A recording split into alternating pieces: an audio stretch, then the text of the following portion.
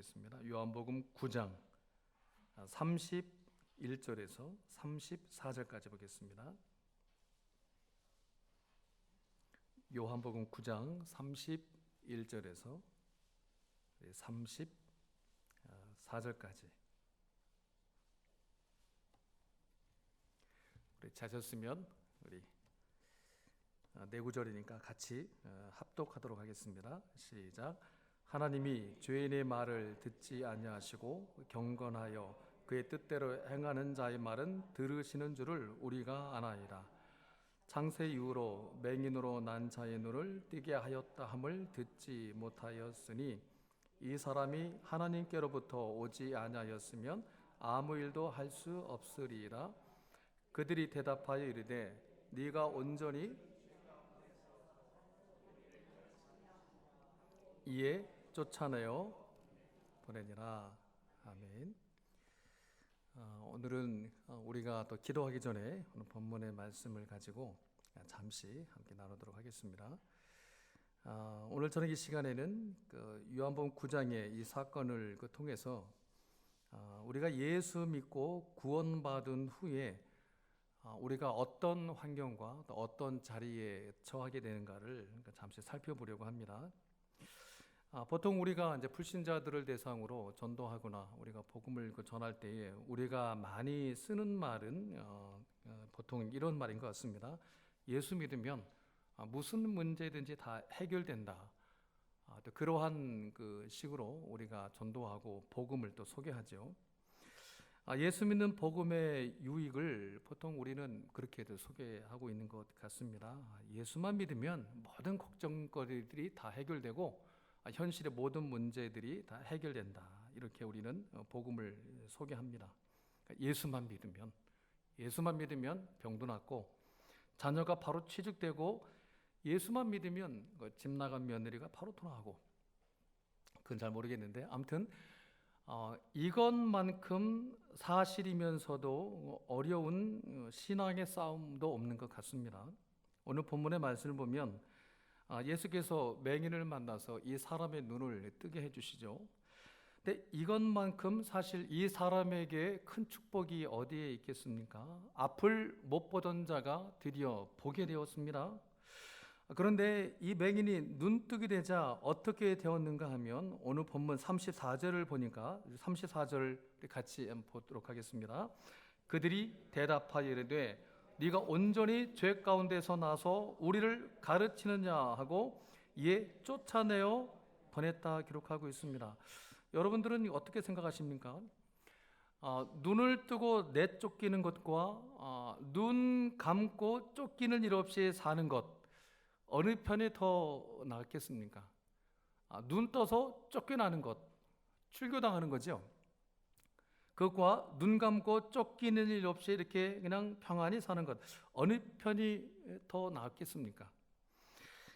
이 눈 떠서 쫓겨났다는 것 때문에 잘 생각하시면 합니다. 눈을 떠서 쫓겨났다는 것 때문에 그러니까 예수 믿어서 무슨 이득이 있느냐 하는 이 첫 번째 갈등에 걸린다는 사실을 우리는 놓치지 말아야만 합니다.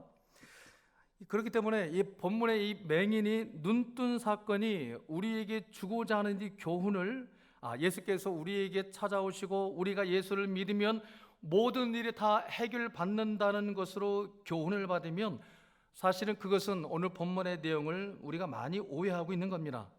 물론 하나님께서는 중풍의 이 중병에 그러니까 불치병에 걸려서 지금 당장 죽으려는 사람도 얼마든지 하나님은 고쳐내실 수가 있습니다. 아니 나사로는 죽은 지 며칠 지나서 시체 썩는 냄새가 나는데도 예수께서 말씀 한마디 하시는 것으로 나사로야 나와 그 말씀 한마디 하시는 것으로 그 죽은 시체가 다시 살아났습니다. 근데 여러분 그렇게 해서 살려내시는데 그 나사로가 지금까지 살아 있습니까? 그렇지 않습니다. 그 나사로 얼마나서 죽습니다.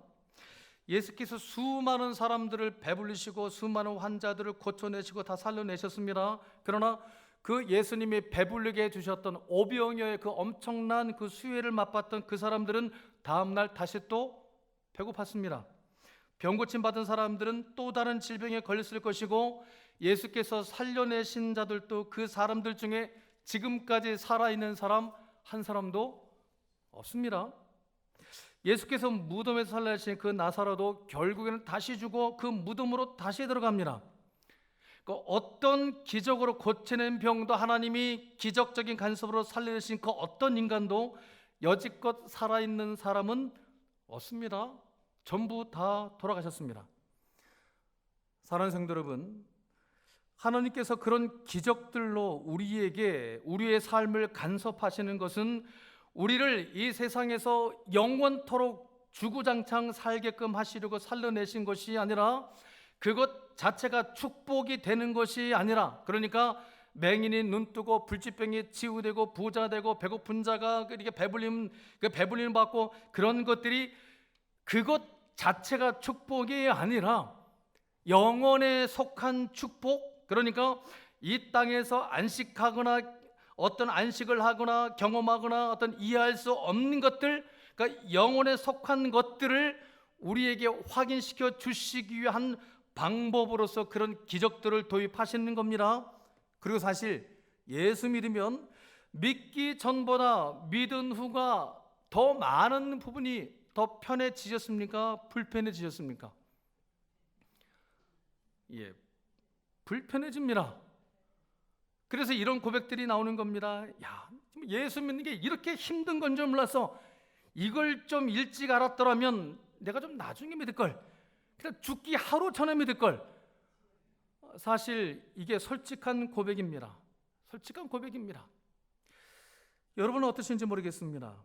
우리는 어쩌면 이 신앙을 지금까지 거꾸로 배워왔는지도 모르겠습니다. 그 신앙이 잘못됐다는 것이 아니고, 우리가 바른 신앙을 우리가 가졌는데도 불구하고 우리에게 시작된, 우리가 가지고 있는 그 신앙을 우리는 어쩌면 지금까지 잘못 배워왔는지도 모르겠습니다. 많이 오해하고 있었다는 것이죠.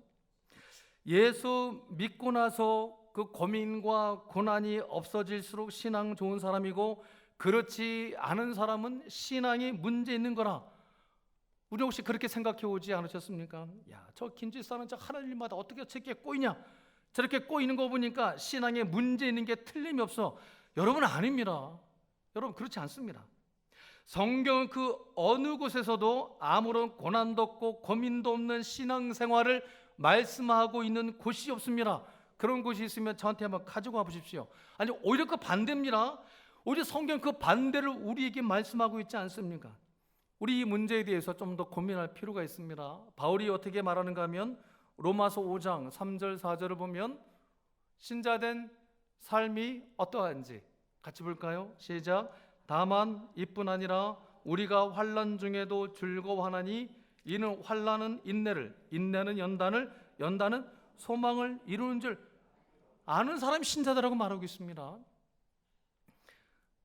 지금 네 가지 단어가 나오고 있죠. 신자된 인생을 네 가지 단어로 바울을 압축합니다. 맨 먼저 뭡니까? 환난입니다. 환난. 그 다음에 인내, 인내는 연단을, 연단은 결국 뭘 완성한답니까? 소망을 완성한답니다. 소망을 완성합니다. 환난, 인내, 연단, 소망입니다.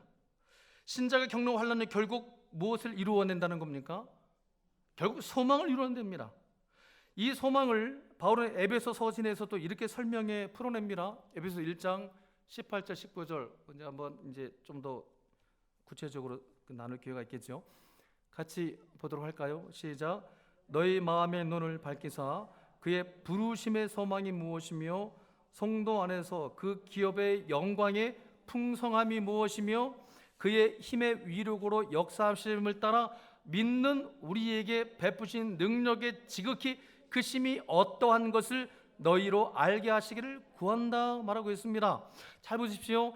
그의 부르심의 소망이 무엇이고 그 기업의 영광의 풍성함이 무엇이며 믿는 우리에게 베푸신 능력의 지극히 크심이 어떠한 것을 우리가 알게 되는 그 시작이 어디서부터라는 겁니까?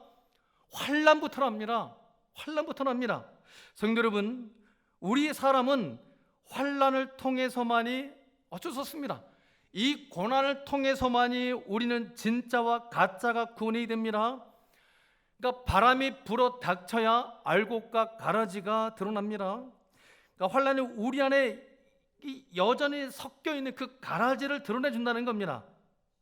우리는 평상시에 입으로는 얼마든지 주께 충성을 고백하고 일이 잘 될 때는, 평탄할 때는 우리 하나님을 얼마든지 찬양할 수 있고 얼마든지 헌심을 다짐하고 결단할 수가 있습니다. 그리고 그 마음에 한 채 거짓도 없습니다. 진심입니다. 정말 평상시에는 우리의 찬양이 가짜가 아닙니다. 내가 주를 위해 살 이 결단, 한 채 거짓이 없습니다. 진심입니다. 그런데 사랑하는 성도 여러분, 어떻습니까? 현실에서 겪어보니까 우리가 입으로 고백했던 만큼 이 마음으로는 항복하지 않는다는 것을 우리는 환난을 당해보면 바로 확인이 됩니다.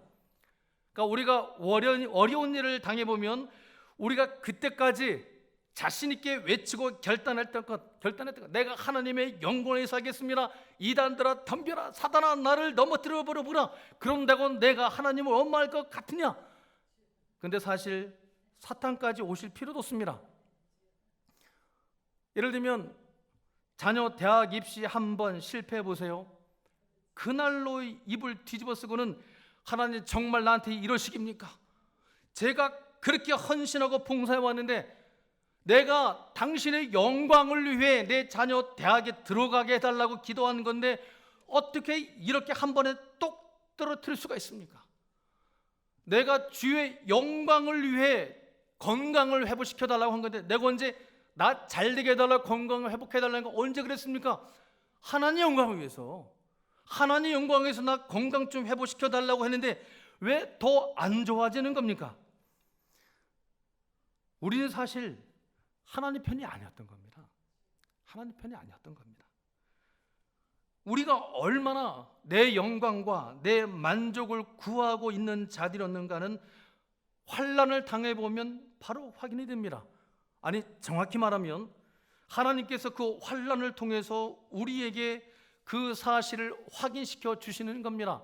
평상시는 확인이 되질 않으니까 한번 찔러보시고 야, 네 실체가 뭔지 한번 볼래? 그렇게 확인시켜 주십니다. 그래서 우리의 신앙이 깊어질수록 더욱 분명해지고 선명해지는 사실이 무엇인가 하면 알고 보니 내가 사는 것이 내가 아니라 그리스도께서 내게서 사시는 것임을 우리는 비로소 알게 됩니다. 자기 부인입니다. 자기 부인입니다. 자기 부인이 뭔데요? 나는 더 이상 없는 겁니다. 나는 없습니다. 그러니까 나라는 이름으로는 더 이상 살지 않습니다. 오직 예수의 이름으로만 삽니다. 그러니까 나는 더 이상 내 것이 아님을 우리는 깨닫게 됩니다. 그러니까 내가 주를 위해 내 몸을 불사르게 내어 줄지라도 내가 하나 자랑할 게 없듯이 또한 절망할 수 없는 자라는 것을 우리는 배우게 됩니다. 성도 여러분, 우리는 더 이상 우리 것이 아닙니다. 우리는 누구 것입니까? 5분만. 우리는 누구 것입니까? 주님의 것입니다. 하나님의 것입니다. 따라서 더 이상 우리는 우리 자신을 위하여 살지 않습니다. 내 이름을 내기 위하여서는 더 이상 살지 않습니다. 오늘 본문 말씀에 그 눈이 뜨게 되어 쫓겨난 맹인처럼 우리도 예수 믿어 영안이 열려 이제는 이 세상으로부터 쫓겨난 자들입니다. 우리는 이 세상에 속해 있지 않습니다. 우리는 오직 하나님 나라에 속해 있습니다. 하나님의 것입니다. 고난을 통해서, 환난을 통해서 비로소 내가 누구의 것인가를 확인하게 되는 것이고 그 하나님의 것인 나이기 때문에 나는 절망할 수 없는 자라는 것을 우리는 비로소 확인하게 되고 어떤 삶의 차례에 있든지 우리는 낙심하지 않게 되는 겁니다. 더 이상 내가 사는 것이 아니고 내게서 누가 사시는 것이기 때문에, 예수가 사시는 것이기 때문에, 그리스도가 사시는 것이기 때문에 우리는 낙심하지 않게 되는 겁니다. 바로 그러한 더 깊은 믿음의 자리로 나아갈 수 있는, 오직 하나님의 것으로만 살아갈 수 있는, 더 이상 내 이름으로 살지 않고 예수 이름으로만 살아낼 수 있는 그 하나님의 나라를 이 땅에서부터 누리며 살아가는 제가 되고 여러분들 되시기를 주의 이름으로 축원합니다. 주신 말씀을 또 우리